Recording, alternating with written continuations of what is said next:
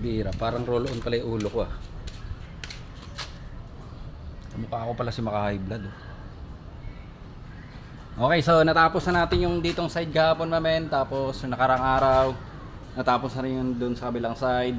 So sunod naman natin itong nandito ngayon sa gitna ina sa open, yung mga sa walang bubong. So dito na tayo sa likod magsimula. Okay, so start tayo dito. Nissan Terra EL na 2020 model mamen. Black. So makinisin ang body nito.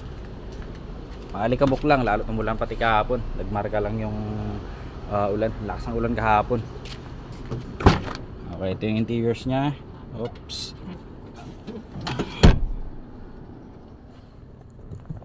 Yeah. Yan. So goods, condition ng mga upuan natin sa interiors. Malinis, ceiling malinis din. Check naman natin yung harap. Okay, goods na goods yung condition ng mga upuan dito sa harap. Dashboard, napakakinis niyan, men. Okay. So 2020 na Nissan Terra EL tong isang to ah. Okay, so next natin tong nandito sa katabi. Ayan. 2017 na Honda Civic Silver. Ang gwapo nito, men.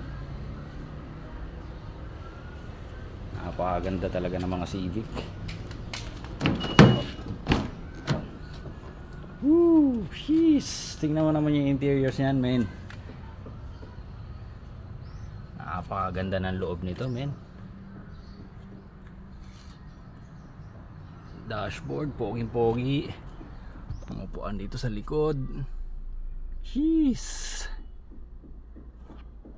Okay, guwaps na guwaps tong isang to. Siding, sanlinis oh. Okay, so 2017 Honda Civic Silver. Okay, so baka matipuhan yan. Okay, next naman natin itong 2018 na Ford Everest Titanium color black.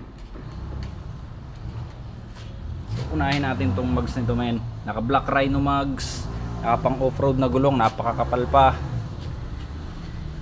At palit yung grills nito sa harap.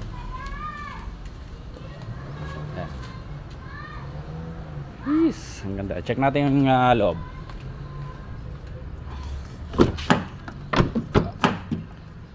Oops. Okay. So ayan, men oh. Power na yung driver seat nito. Ang ganda ng loob, men. Napakalinis niya, no? So sa ceiling naman ito wala ka problema kasi color black talaga ang ceiling nito, pero napakalinis din yan. Dashboard, poging-pogi. Kalikod. So yan, may napakalinis nito, napakaganda ng interiors nito. Pwede sa maselan to. Okay. So 2018 na Ford Everest Titanium, black. So meron pa tayong isang Ford Everest ito na puti pero hindi kasali yan. So kay boss yan. Okay, next is ito 2018 ulit. Honda CR-V naman. So kulay nito hindi black yan ha. Ang kulay nito olive green, so dark green siya. So pag malayo ka kala mo parang black pero olive green siya. So ginamit kasi namin to. Pero goods na goods din ang condition nito. Dashboard, goods na goods yan. So yung mga resibo lang dahil ginamit kasi namin to.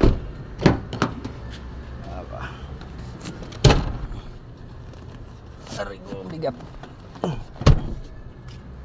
So leather na rin ang interiors nito. Okay, so goods na goods din to. Ano pa ba? Ito 2019 Toyota Corolla Altis, men. Napakakinis din ito. At napakaganda ng loob nito kasi color beige ang interiors nito. Ang ganda ng kulay ng loob. Ceiling napakalinis. So gusto ko rin tong unit na to. Ang ganda ng loob nito, men.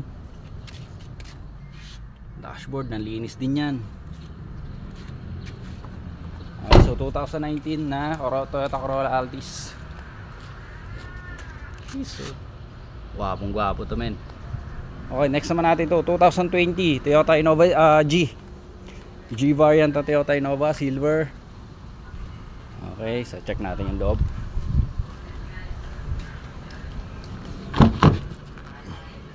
Opya. So goods na goods din. Siyempre goods na goods talaga yan.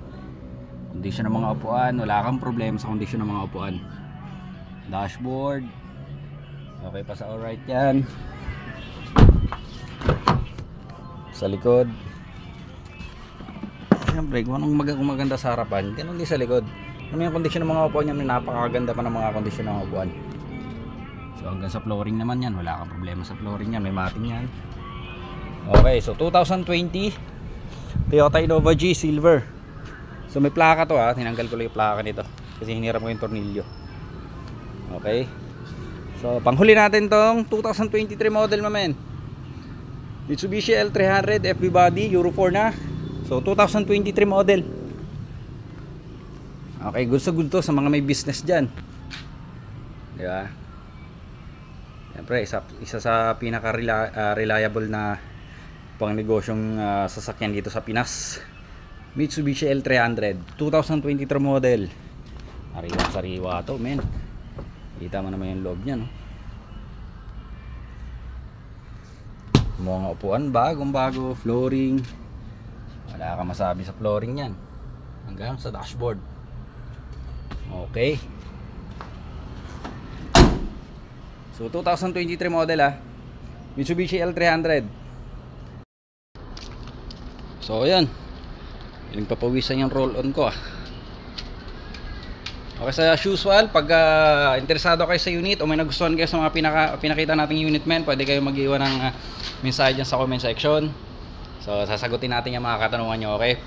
Tapos ngayon ay pakita na natin lahat sunod natin gagawin. Isa-isahin na natin to, ilalabas ko isa-isa para kuha na natin ng individual para makita nyo yung buong unit, labas-loob hanggang sa interiors, para makita nyo gaano kaganda yung mga unit natin dito. So may maibigan kayo sa mga unit natin, pwede kayo mag-direct message, mag-iwan ng mensahe dyan sa comment section. So sa YouTube meron din tayo, It's Mamen. So nakasulat, nakapost lahat ng mga unit natin dyan. Ganun din dito sa profile natin, nakapost din naman itong mga unit natin. So check nyo na lang. So kung may nagustuhan kayo o may mga katanungan kayo gusto nyo mag-inquire, kayo nang bahala. Okay, let's go!